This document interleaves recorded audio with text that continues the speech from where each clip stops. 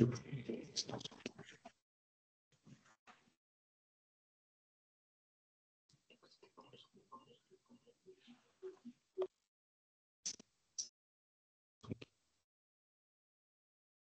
Bonjour à tous, j'espère que vous nous entendez bien.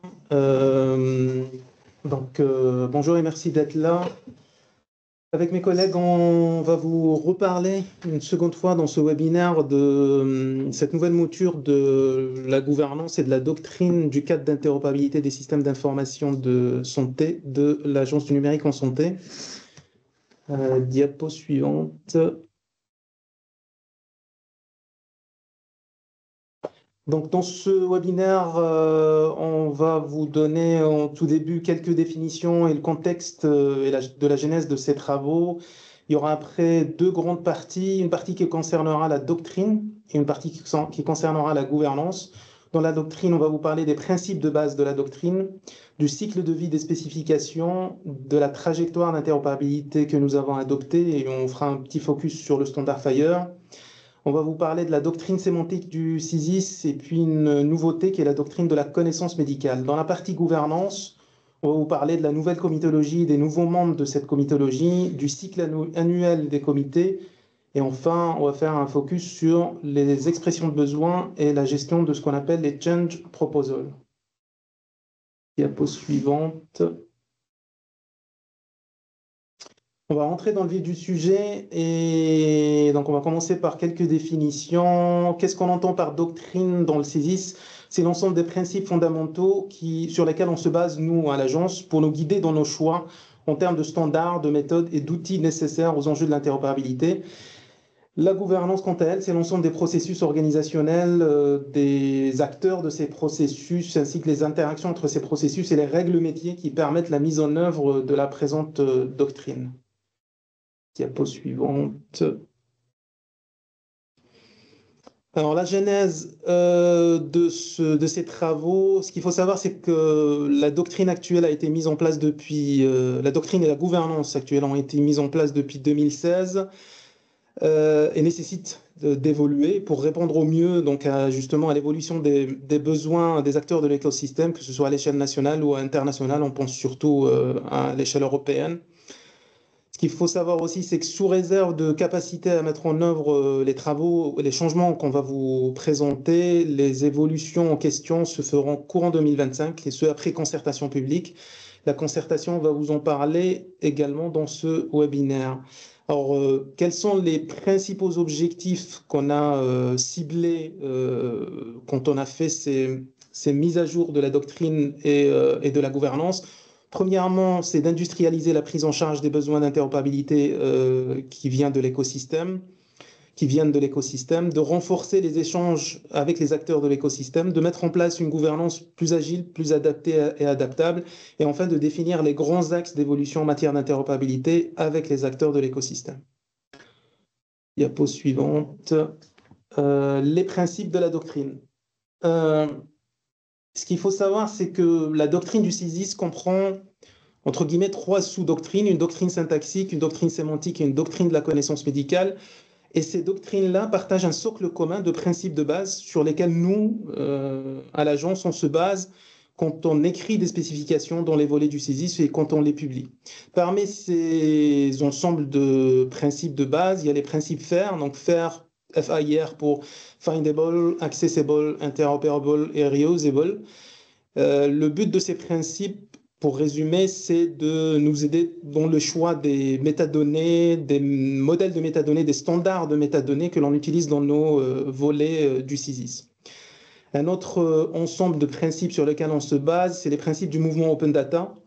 Et donc, les volets qu'on publie sont généralement en accès libre pour tous, sans aucune restriction légale, financière ou technique. On se base également sur des principes qui sont issus du cadre juridique, plus précisément la loi du 7 octobre 2016 pour une république numérique, qui est un peu une adaptation française des principes du mouvement de l'open data. Enfin, les volets du CISIS que l'on publie sont autant que faire se peut en conformité avec les bonnes pratiques de conception, d'architecture et de développement logiciel. Et je laisse la main à Nicolas, je pense. C'est bien ça. Alors, bonjour à tous. Alors, un petit point du coup sur le cycle de vie des spécifications. Donc, vous allez voir, donc durant tout au long de cette présentation, on va faire des focus sur les points qui nous semblent les plus intéressants sur la doctrine et la gouvernance du cadre d'interopérabilité. Vous avez le petit QR code en haut à droite pour accéder à la page en question. Et voilà. Donc, si vous voulez rentrer plus dans les détails, n'hésitez pas à les regarder directement sur le guide d'implémentation doctrine gouvernance du CISIS grâce au QR code en haut à droite.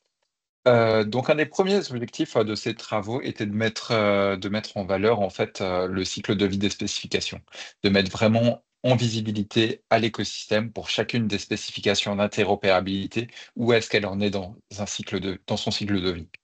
Parce que au départ, quand on crée une spécification, elle va pas être mature dès le début, et ça va vraiment être au fur et à mesure des itérations qu'on va gagner en maturité, qu'on va être certain de la qualité de la spécification.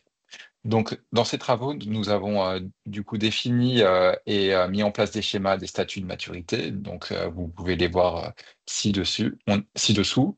On a défini des critères de maturité et de qualité pour chacune des spécifications. Donc, ça nous permettra de dire est-ce qu'une spécification est mature et de qualité grâce à un certain nombre de critères définis. Et on a aussi défini des métadonnées associées à une spécification dans l'idée derrière, si tout se passe bien, de mettre en place un moteur de recherche pour accéder en fait à des spécifications, recherche par standard, par exemple, par cas d'usage, etc. Donc, je vais pas trop rentrer dans le détail du schéma en dessous, mais grosso modo, c'est le schéma de maturité classique. On commence une spécification où elle est en draft ou brouillon, puis on la met en concertation, puis après on va faire une première publication, et on va refaire des cycles comme ça régulièrement à chaque nouvelle version. Donc, nous, on repasse en draft, on repasse en concertation, puis on passe soit en final text si la spécification est de bonne qualité, et, considérée comme en version finale, ou pour implémentation s'il y a des changements majeurs. Merci, tu peux passer à la slide suivante, Loïc. Encore un petit point intéressant, et il nous semble important également que l'ensemble des versions historiques d'une spécification soient accessibles. Donc, d'une part, il y a la version courante qui est accessible, et l'ensemble des versions historique. Ce qui est intéressant pour les implémenteurs parce que ça leur permet d'avoir une liberté sur la roadmap de migration vers la version courante de la spécification. Ça permet aussi de connaître la maturité associée à chaque version de la spécification. Il y a aussi un intérêt fort pour les auteurs de la spécification parce que nous, lorsque l'on a des contraintes européennes ou des contraintes internationales pour l'évolution d'un standard ou d'une spécification, eh ben, ça ne va pas nous empêcher de faire migrer la spécification s'il y a déjà une implémentation existante. Et la cible, bien entendu, c'est quand il y a en place des régulations ou des implémentations nationales, de donner une version spécifique de chaque guide d'implémentation. Et bien entendu, sur l'aspect Fire, ce qui est intéressant, c'est que chaque de ces spécifications versionnées peut être importée dans un outil de test, soit sur la plateforme Gazelle nationale, soit directement dans les services des éditeurs afin de valider la conformité en fait à une spécification de données. Et l'objectif final dans tout ça, c'est de sensibiliser l'écosystème sur la nécessité d'avoir de multiples itérations pour gagner vraiment en qualité et en maturité. Merci, tu peux passer à la slide suivante, Louis, qui est sur la trajectoire interopérabilité avec un focus Fire. Donc ça, c'est un grand sujet de mettre en évidence en fait la trajectoire interopérabilité vers où on va, vers quel standard on utilise, dans quelle direction on se dirige. D'autant plus avec la situation actuelle et l'espace européen des données de santé, EHDS, l'acronyme en anglais, il y a de plus en plus de changements qui vont s'opérer, et donc il faut vraiment mettre en place une évolution des standards ou des spécifications sur les spécifications, notamment européennes. Donc, dans ce document, vous trouverez donc la trajectoire syntaxique et sémantique, la question de la transition Fire document pour commencer à discuter à propos de la stratégie de transition vers le Fire document qui est très poussée par l'Europe, et aussi la discussion autour du choix de la version de Fire. Donc, nous allons faire un focus trajectoire un focus trajectoire Fire tout d'abord. Ensuite, on pourra voir plus l'aspect sémantique. Donc sur Fire, l'idée aujourd'hui, c'est vraiment de capitaliser sur l'existant. Pas forcément créer de plus en plus de spécifications, mais vraiment travailler sur l'existant et améliorer sa qualité. Et surtout anticiper et suivre et communiquer sur les travaux internationaux, autant au sens international le plus large avec HL7 et aussi au niveau européen avec HL7 Europe et la Commission européenne. Sur les versions de Fire, donc je ne sais pas si vous avez déjà suivi les discussions qu'on a eues, notamment avec Interop Santé, au niveau d'Interop Santé, au niveau d'un groupe de travail d'Interop Santé. Donc l'idée aujourd'hui, c'est d'aller sur Fire R4, d'éviter Fire R5 tant que possible, sauf si nécessité absolue, et de prévoir une migration vers R6 qui se veut être la version finale stable de Fire. L'objectif derrière ça, c'est d'éviter la double transition et un fractionnement de l'écosystème. Sachant qu'aujourd'hui, à l'international, c'est toujours R4 qui reste très utilisé. Donc les priorités de 2025, ça reste de la montée en compétences et l'acculturation de l'écosystème, notamment des développeurs et des chefs de projet aux bonnes pratiques d'usage de Fire, d'améliorer aussi, d'augmenter le nombre de certifiés en Fire sur Fire en France notamment, d'anticiper les prochaines évolutions internationales, comme j'en ai parlé, donc avec le Fire document avec l'Europe, donc la migration CDA vers Fire, d'entamer les discussions, envisager la transition vers Fire R6 quand celui-ci sera publié, et anticiper du coup l'évolution vers les standards européens. Bien entendu, on souhaite continuer sur l'amélioration de la qualité des guides d'implémentation existants grâce à un retour de l'écosystème notamment et au retour des implémenteurs.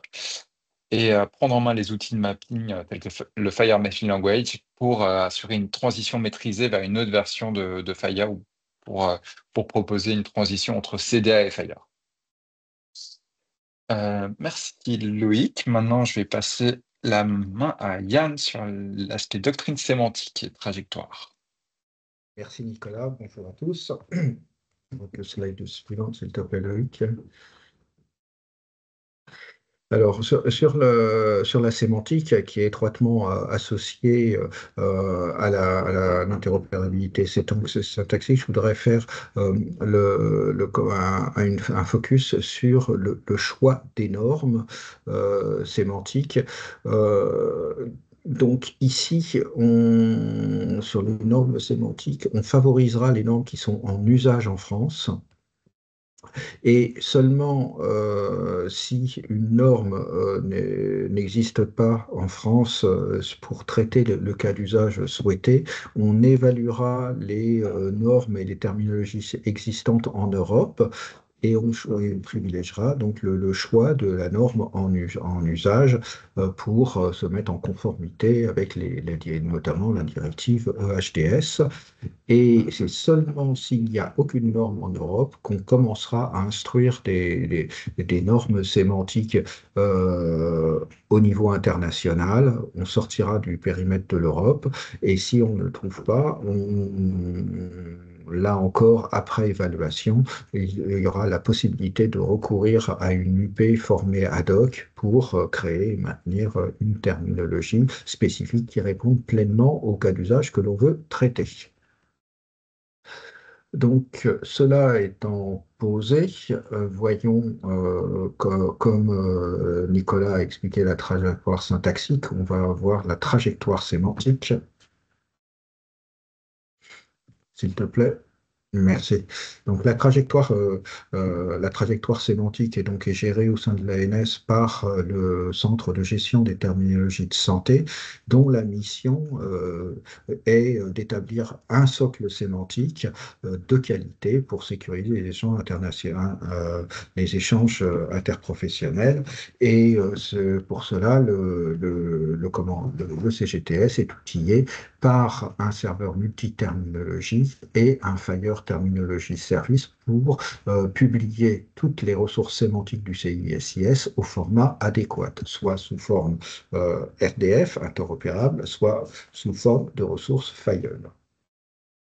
L'objectif de tout ça, c'est vraiment de faciliter le travail des intégrateurs et de respecter les besoins des professionnels de santé au niveau des contenus. Notre objectif est également de participer à toutes les gouvernances sémantiques pour représenter les positions de la France et avoir un débat sur des normes harmonisées, et notamment s'il y a des terminologies largement en usage en France, pouvoir avoir ces mêmes choix au niveau européen, si les choix ne sont pas faits au niveau européen, ou alors préempter des choix européens lors des discussions préliminaires. Nos priorités 2025-2027. On a 3 gros projets au niveau sémantique. C'est déployer la SNOMED-CT, qui est publiée depuis 2024 en français, donc continuer à investir les cas d'usage, favoriser son intégration dans les logiciels. Pour le codage des situations cliniques, il y a aussi la CIM 11 qui arrive, qui est en déploiement et qui va remplacer progressivement la CIM 10. Et à ce sujet-là, l'ATIH a prévu de décommissionner la CIM 10 à l'horizon 2030-2031. Donc, on va entamer la phase active de déploiement de cette nouvelle terminologie médicale au niveau de la France. Et enfin, le troisième gros projet, c'est le référentiel socle du médicament que l'ANS co-développe avec l'ANSM et qui fait passer les bases documentaires du médicament à des bases complètement normalisées qui vont être compatibles, qui sont d'ores et déjà compatibles avec le modèle IDMP qui va être déployé en Europe. Donc, notre priorité, c'est de renforcer le catalogue des ressources sémantiques, de l'ouvrir vers des cas d'usage non couverts. Du point de vue formatage et publication, on a une herdification systématique de toutes nos terminologies que l'on publie au format ouvert du web sémantique. Je renvoie à ce que disait Abdelali sur le modèle FAIR. Fireisation, c'est aussi, pour faciliter la vie des intégrateurs, c'est de disposer de jeux de valeurs et de terminologie dans un format complètement opérationnel pour les éditeurs. À côté de ça, donc, on développe les fonctionnalités du SMT et du Fire Terminology Service. On travaille aussi sur des passerelles entre cas d'usage, par exemple production de soins, exploitation de la donnée, ou encore domaine santé par rapport au domaine médico-social. En termes de recommandations, ce que l'on peut lister un petit peu pêle-mêle sur les recommandations de bonnes pratiques au niveau sémantique. En premier, c'est le professionnel de santé qui guide le choix de la norme pour que le professionnel de santé puisse retrouver son langage qu'il applique dans tous les jours dans sa pratique, de régler le niveau de complexité de la terminologie que l'on publie en fonction du cas d'usage. Est-ce qu'on a besoin d'une ontologie pour de simples échanges entre professionnels où on doit faire passer des codes, des données entre un point A et un point B? Bien sûr, pour faciliter la maintenance, c'est de limiter le nombre de terminologies pour des cas d'usage similaires et de privilégier, comme je l'ai expliqué au niveau des choix des terminologies, les terminologies utilisables en France et à l'international, mais dans une séquence de choix et d'évaluation. Alors, les alignements, on réduit les normes, on travaille sur des alignements, et la recommandation, finalement, l'alignement, c'est la dernière chose à faire quand on ne peut pas faire autrement et si on ne peut pas réduire les normes, puisque ça devient beaucoup plus difficile à maintenir. Sinon, pour faciliter la vie des intégrateurs, on essaye d'appliquer un métamodèle commun à toutes les terminologies que l'on publie pour que les intégrateurs ne soient pas en terre inconnue à chaque fois qu'ils découvrent une nouvelle terminologie du catalogue, et ils vont pouvoir se familiariser avec les types de propriétés que l'on applique à nos ontologies. Et là, je renvoie directement à nos objectifs de fournir, et avec consultation de l'écosystème, quels sont les formats opérationnels pour l'utilisateur, et on essaye de coller le plus possible à ses besoins. Et last but not least, c'est de pouvoir fournir toutes ces terminologies en accès libre, très facilement et complètement réutilisables, pour que les intégrateurs n'aient aucun souci avec les réutilisations de données. Donc là, on colle le plus possible aux licences ouvertes sur lesquelles chacun peut créer des œuvres dérivées sous sa propre responsabilité, à condition de faire figurer la source de données. Je passe la parole à Abdelali, retour sur la doctrine de la connaissance médicale. Merci Yann. Donc, à l'occasion de la mise à jour de la doctrine et de la gouvernance, on a introduit une nouveauté qui est la doctrine de la connaissance médicale, appelée aussi en interne SICM pour Système d'information et connaissance médicale. Alors, le but de cette doctrine est de définir les outils et méthodes recommandés par l'agence à destination de l'écosystème pour standardiser et partager la connaissance médicale. Comme je vous ai dit au tout début, les doctrines syntaxiques, sémantiques et de connaissance médicale partagent un socle commun de principes, mais chacune de ces doctrines a aussi des principes à elle. Et donc, en l'occurrence, pour la doctrine de la connaissance médicale, il y a un ensemble de principes. Donc, je vais vous parler d'un seul de ces principes qui me paraît le plus important.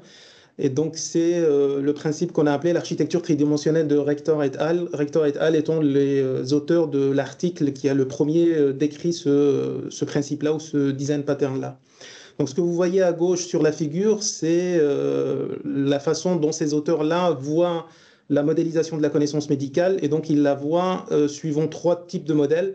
Un modèle d'information, un modèle conceptuel ou modèle ontologique ou terminologique, et un modèle d'inférence. Et donc, il faut qu'il y ait des interactions entre ces 3 modèles pour qu'on puisse modéliser et standardiser la connaissance médicale issue, par exemple, des guides de bonne pratique clinique qui sont souvent au format textuel. Donc, ce que nous avons fait, c'est qu'on a pris ce design pattern-là et on l'a instancié en prenant en compte les autres doctrines, donc la doctrine sémantique et syntaxique, et ça a donné le modèle FHIR comme modèle d'information, le modèle de la doctrine sémantique, c'est-à-dire la doctrine du CGTS comme modèle conceptuel, et le modèle du langage CQL, donc Clinical Quality Language, comme modèle d'inférence. Donc, pour résumer en fait ce principe-là, l'agence recommande pour standardiser la connaissance médicale la triplette FHIR, doctrine du CGTS et le langage Clinical Quality Language. Et je crois que c'était tout pour moi sur cette slide.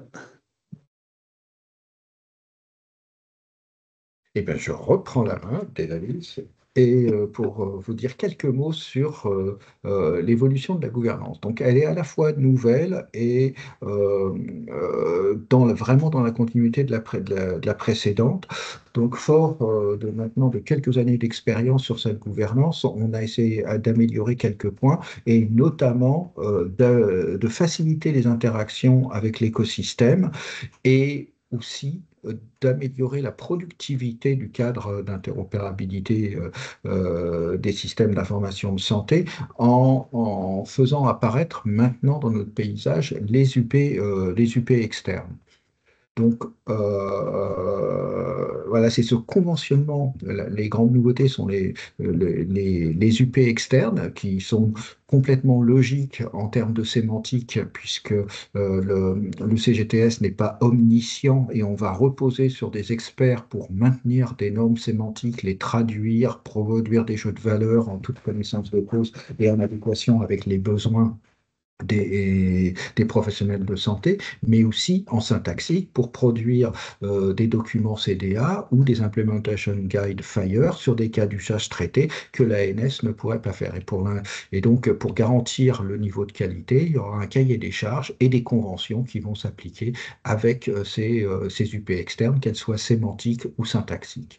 Et on a aussi enrichi la comitologie existante. Donc l'objectif de tout ça, c'est vraiment d'impliquer plus fortement les acteurs de l'interopérabilité en tant qu'acteurs et d'avoir une meilleure lisibilité et une plus grande transparence de toutes les décisions mises en œuvre au niveau de la feuille de route, décisions faites par le COPIL. Nous allons voir maintenant les comités à la slide suivante. Alors, rien de nouveau à ce niveau-là. Comité de pilotage, comité de concertation existe déjà. Apparaît le comité d'instruction justement qui fait l'intermédiation entre le comité de concertation et le comité de pilotage pour ordonner et avoir une meilleure transparence dans les priorisations. Donc le comité de pilotage, pour rappel, il a un rôle décisionnel, donc il est représenté par nos financeurs et toutes les institutions parties prenantes dans l'interopérabilité, donc nos financeurs DSS, DNS, les administrations centrales du ministère, la CNAM et la CNSA, les autres parties prenantes. Donc, que ce soit la HAS, la NSM, la TIH, la NAP, etc., l'INCA. Les missions, donc, c'est débattre des stratégies d'interopérabilité, quels échanges interprofessionnels favoriser, donc promouvoir la feuille de route de l'ANS et suivre l'avancement des projets. Le comité de concertation, là encore, juste pour rappel, rassemble toutes les parties prenantes externes de l'interopérabilité, donc les fédérations industrielles, les représentants des ordres professionnels et les sociétés, les autres professionnels de santé via les sociétés savantes. Et là, c'est pouvoir juger des expressions, évaluer les expressions de besoins, formuler des recommandations sur ces besoins et faire des recommandations au niveau des choix de normes qui seront débattus en copie. Et le comité d'instruction, donc, qui est composé des experts interopérabilité de l'ANS et de la DNS qui va préparer la feuille de route du COPIL en fonction des besoins et des orientations discutées avec le ministère. Donc, comment tout cela s'agence au cours de l'année? On va le voir à la slide suivante. Donc, si on prend une année, on aura une première réunion pour décider d'orientation, pour essayer d'évaluer les ressources nécessaires, d'évaluer les grandes orientations stratégiques, de commencer à examiner, de voir comment se préfigurent les expressions de besoin. Et bien sûr, son rôle sera aussi de suivre opérationnellement les actions en cours. Et ça se répétera à chaque COPIL pour avoir un bilan complètement transparent, suivi tout au long de l'année. Et des opérations suivies tout au long de l'année. Donc, le comité de pilotage, numéro 2, va, si nécessaire, valider toutes les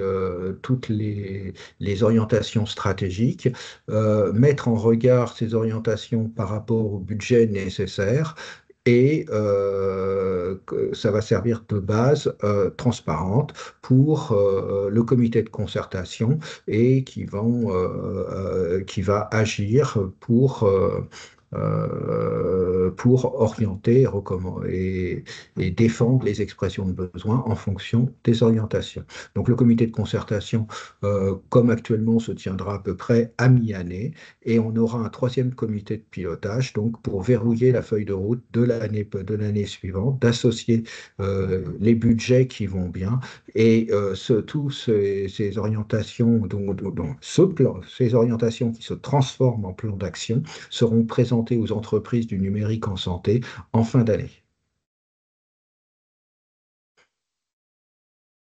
Et je crois que j'en ai fini et je passe la parole à Sylvain pour conclure cette présentation. Yann, donc effectivement, moi je vais vous parler un peu de comment nous remonter vos demandes, vos besoins, que ce soit au niveau de l'expression de besoin qui existait déjà, mais également les demandes de changement sur l'existant, sur nos volets. Donc, concernant les expressions de besoin, en fait, on a revu le formulaire. Il y avait un formulaire qui existait, on l'a revu. L'idée de cette refonte, c'est surtout de vous proposer un formulaire unique pour répondre aux différentes demandes que vous pourriez avoir, syntaxique, sémantique et de standardisation de la connaissance médicale. Alors vraiment, là, l'idée, c'est d'avoir un formulaire à tiroir, en fait, où vous allez pouvoir nous faire une demande. Donc, sur la partie syntaxique, si votre demande concerne le partage des informations, et ou si votre demande concerne la partie sémantique, vous allez pouvoir également le compléter, et ou sur la partie connaissance médicale. Donc, vraiment un formulaire à tiroir pour concentrer vos demandes sur un même sujet dans un seul formulaire. On a profité aussi de la refonte de ce formulaire pour essayer de recueillir de nouveaux éléments. De nouveaux éléments pour mieux identifier vos besoins, mieux les comprendre et mieux les prioriser, ce qui nous paraît nécessaire. Du coup, on a ajouté des choses, notamment pour mieux identifier les différents acteurs et les parties prenantes autour des besoins, mais également identifier mieux les impacts, les intérêts, ce que vous pourriez tout nous remonter, et également aussi des éléments de contexte, parce que vous pouvez avoir, ça peut s'inscrire votre demande et dans par exemple une modification de la réglementation ou ce genre de choses. Donc forcément, ça va avoir un impact sur la priorisation, hein, forcément. Et ça peut s'inscrire aussi dans une stratégie, notamment. Et voilà, tout ce genre d'éléments peuvent être intéressants. Et ce qui peut être aussi intéressant pour vous, c'est de nous remonter aussi vos problématiques en termes de délai, de contraintes aussi par rapport à ce besoin, vos projets. L'autre point qu'on peut voir aussi dans ce formulaire, vous allez pouvoir aussi nous remonter aussi, justifier aussi la demande en nous remontant les impacts positifs ou les bénéfices, les risques aussi, les intérêts autour de vos demandes. Donc là, vraiment, vous allez pouvoir retrouver tous ces éléments qui vont nous permettre, je le redis, de mieux identifier votre besoin, de mieux le comprendre, mieux le prioriser. Au niveau du processus, en fait, l'expression de besoin, elle s'inscrit toujours dans le processus d'élaboration des spécifications d'interopérabilité qui sont à l'origine des développements de conditions favorables à l'interopérabilité des systèmes. Donc là-dessus, toujours dans ce processus, on a essayé de clarifier un peu ce processus. Petit diagramme là que vous voyez sur le côté, mais si vous allez sur le guide qu'on vous a mis, je vous ai mis le lien tout à l'heure dans la conversation, vous verrez un peu plus en détail ce processus. On a essayé de mieux clarifier pour que vous puissiez mieux comprendre comment ça se passe, le traitement de votre besoin, de le clarifier. Et on a voulu aussi mieux identifier la cible des expressions de besoin. Pour nous, en fait, l'idée de l'expression de besoin, c'est vraiment que cela se traduise par une évolution majeure du CISIS. Si l'expression de besoin se traduit par la demande de modification d'un volet existant, en fait, on a, ce que je vais vous présenter juste après, on a introduit quelque chose qui n'était peut-être pas visible à tout le monde aujourd'hui au niveau de l'écosystème, c'est tout ce qui est la demande de changement, le change proposal. Donc ça, je vais en parler juste après. On a bien voulu différencier ces deux niveaux d'expression de besoin et de demande, on va dire, qui forcément pas le même niveau aussi de détail nécessaire. Ce qu'on a voulu mettre aussi en évidence dans ce processus, c'est bien le rôle à chaque fois des différents comités. Donc les comités, la comitologie que vous a présenté Yann précédemment, avec le comité d'instruction qui analyse et catégorise les demandes, le comité de concertation qui propose une priorisation et le comité de pilotage qui décide de la priorisation. Donc vraiment, on essaie de remettre ça aussi dans le processus pour que ça soit bien clair sur le rôle et à quel moment interviennent ces différents comités. Comme on l'a dit précédemment, l'idée aussi, c'est de mieux interagir avec vous. Donc là, vous voyez sur la partie orange, bien sûr, là aujourd'hui, on vous propose en termes de contenu, nous faire des retours sur un formulaire qui est toujours sous la forme d'un docx, d'un document à remplir, mais on essaie d'identifier de meilleurs outils déjà pour mieux recueillir votre demande, mais aussi pour mieux interagir avec vous, pour avoir des échanges sur vos demandes. Donc là, on cherche à trouver les bons outils. On a déjà commencé des tests. Et également, pour vous donner de la visibilité définir, pouvoir exposer de manière publiquement un tableau de bord en fait qui serait donc accessible à tout le monde pour suivre l'évolution, le traitement, le statut des expressions de besoin. Voilà. Et maintenant, je vais passer au change proposal du coup, donc les demandes de changement. Alors ça, c'est quelque chose, et comme je le disais, que vous ne voyez peut-être pas forcément, c'est quelque chose que l'on traitait, nous, et on s'auto-alimentait notamment en proposition de changement, de change proposal. Donc là, on a voulu donner plus facilement la possibilité de nous en remonter aussi. Et on a créé un formulaire qui est beaucoup plus allégé que l'expression de besoin. C'est pour ça qu'on a bien voulu différencier les deux. On s'est inspiré de ce qui existe au niveau de IHE et HL7. Hein, et puis, ce que j'ai dit, hein, effectivement, c'est beaucoup plus simple.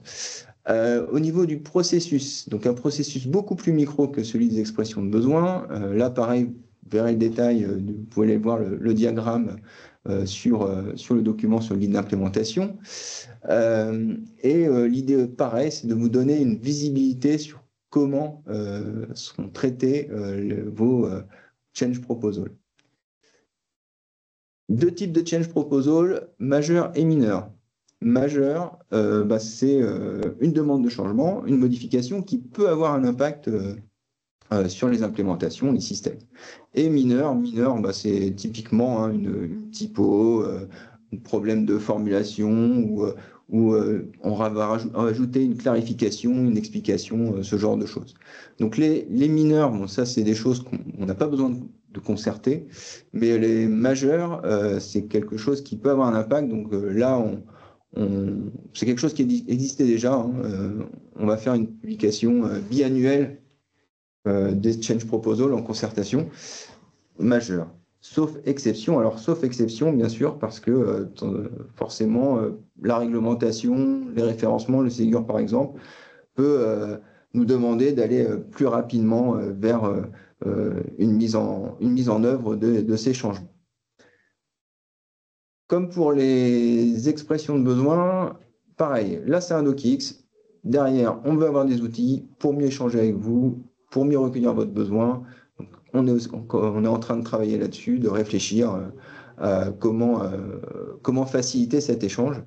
Et pareil, on veut aussi exposer un tableau de bord qui soit facile à lire pour vous que vous ayez vraiment la visibilité sur le traitement. C'est des choses que l'on voit aussi, par exemple, IHE qui expose un Kanban sur GitHub, par exemple. Voilà, donc j'en ai fini pour l'expression des besoins et de change proposal. Donc je vais conclure sur ce webinaire, pardon. Donc on vous remercie, hein, bien sûr, d'avoir assisté à ce webinaire. Ici, on vous rappelait les deux liens, donc le lien vers la doctrine et le lien vers la concertation qui se termine bientôt. Donc n'hésitez pas, il est encore temps de nous faire des retours sur cette nouvelle doctrine et cette gouvernance. Je pense qu'on a un peu de temps pour les questions. Si vous avez des questions, n'hésitez pas.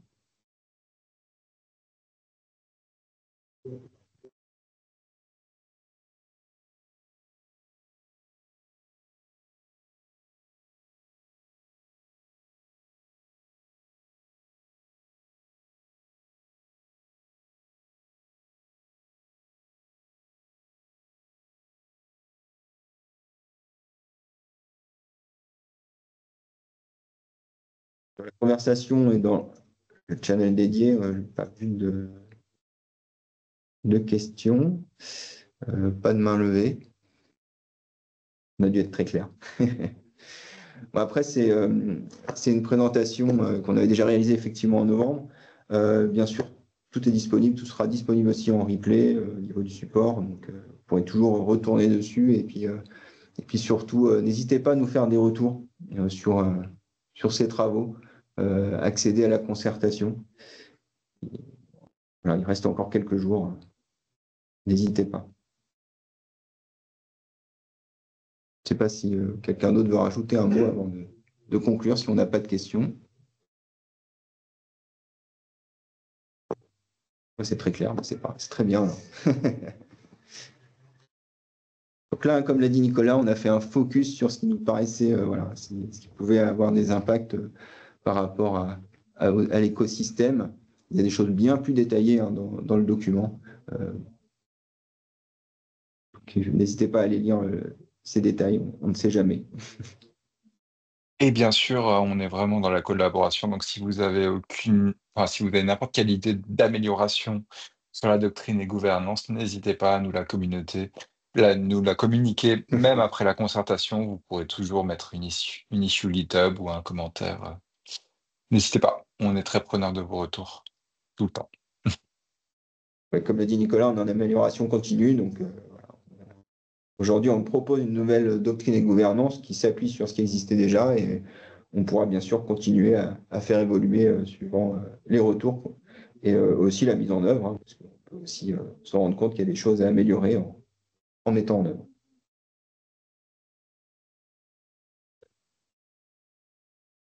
Ouais, écoutez, s'il n'y a pas de questions, je propose d'arrêter là.